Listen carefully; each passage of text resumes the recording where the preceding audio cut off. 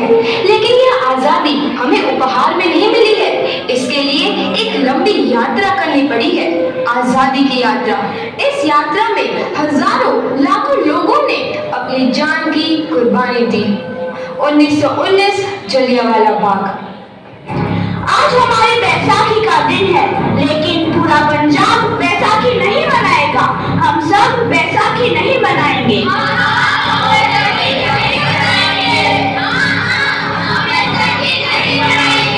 जब तक हम अंग्रेजों को भारत से बाहर नहीं निकाल देते, पूरा पंजाब बैसाखी नहीं मनाएगा। अच्छा, तो तुम सब हमारा विरोध करता है, भाग जाओ यहाँ से। इसका अंजाम बहुत ही बुरा होगा। हम नहीं जाएंगे, तुम लोग जाओगे। हमें नहीं, तुमको भारत से भागना होगा। Soldiers fire!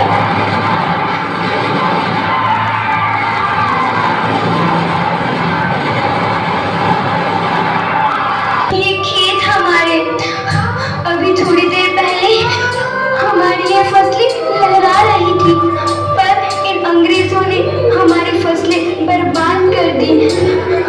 इन अंग्रेजों ने एक ही झटके में इन सब फसलों को काट लिया। अंग्रेजों, तुम्हारे इस अत्याचार से हम डरेंगे नहीं। इस अत्याचार का बदला लेकर रहेंगे। हम आजादी लेकर रहेंगे। जलियांवाला बाग हर हिंदुस्तानी की आंख नम कर गया। इस कांड में कितने मासूमों की आहुति चढ़ गई। इतनी हैवानियत से इंसानियत कत्ल कर दी गई। जलियांवाला बाग के हत्याकांड ने आजादी की आग में घी देने का काम किया। मासूम औरतों, बच्चों की दर्द भरी चीखें और सिसकियां इनकलाब का गूंज बनकर उभरी। लाला लाजपत राय, भगत सिंह, राजगुरु, सुखदेव सरीखे क्रांतिकारियों ने भारत की इस जमीन से विदेशी दरिद्रों को निकाल फेंकने के मंसूबे मजबूत कर लिए। 8 अप्रैल 1929 लाला लाजपत राय के नेतृत्व में साइमन कमीशन के खिलाफ एक भारी जुलूस निकाला गया। साइमन कमीशन वापस जाओ! साइमन कमीशन वापस जाओ! साइमन कमीशन वापस जाओ! साइमन कमीशन वापस जाओ! साइमन कमीशन वापस जाओ! Simon commission go back! Simon commission go back! Simon commission go back! Simon commission go back! बेवकूफ इंडियंस, तुमको हमारी बात समझ में नहीं आती। Stop this! Simon commission go back! नहीं मानता। आई से स्टॉप दिस! लाला जी, आप आगे बढ़ो, हम आपके साथ हैं। लाला जी, संघर्ष करो, हम आपके साथ हैं। लाला जी, संघर्ष करो, हम आपके साथ हैं। लाठी चार्ज!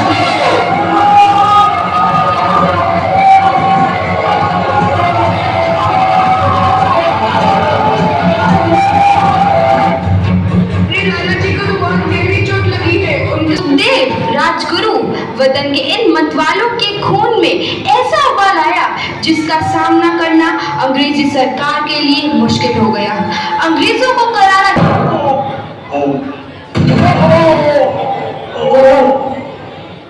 सैंडर्स मारा गया। चारों तरफ तहलका मचा था। दीवारों पर लिखा था, लाला जी की मौत का बदला ले लिया गया है। भगत सिंह समेत सभी वहां से फरार हो गए। 8 अप्रैल 1929 दिल्ली में ब्रिटिश सरकार की सेंट्रल लेजिस्लेटिव असेंबली की बैठक में 2 बम धमाके की आवाज सुनाई दी।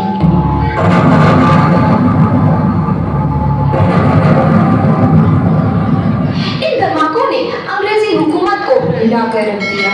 इस घटना को अंजाम देने वाले भगत सिंह, राजगुरु और सुखदेव ने अपने आप को अंग्रेजों के हवाले कर दिया। 1930 को अदालत ने अपना फैसला सुनाया।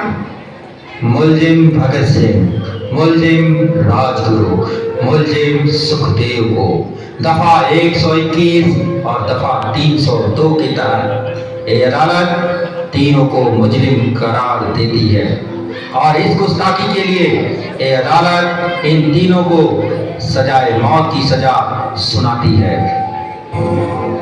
सरफरोशी की तमन्ना अब हमारे दिल में है, देखना है जोर कितना बाजुए कातिल में है।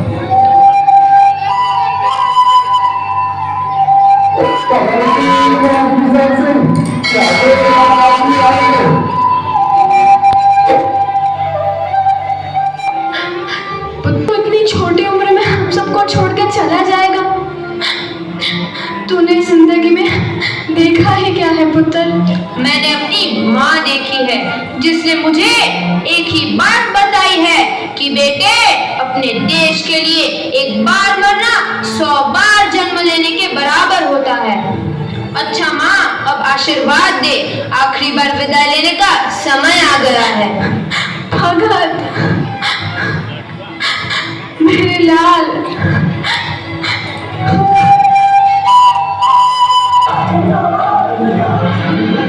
भगत सिंह, तुम्हारी कोई आखिरी ख्वाहिश? हमारे हाथ खोल दिए जाए। हम तीनों दोस्त एक दूसरे से गले मिलना चाहते हैं। उनके हाथ खोल दिए जाए।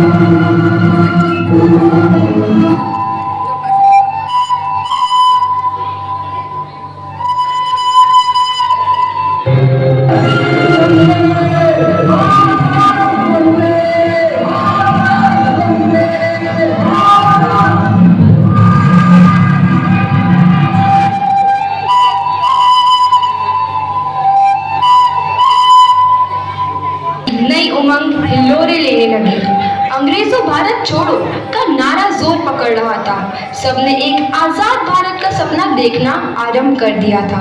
हर कोई अपने अपने ढंग से इस महायज्ञ में अपनी आहुति दे रहा था। सुभाष चंद्र बोस, रानी लक्ष्मीबाई, तात्या टोपे और मंगल पांडे जैसे सही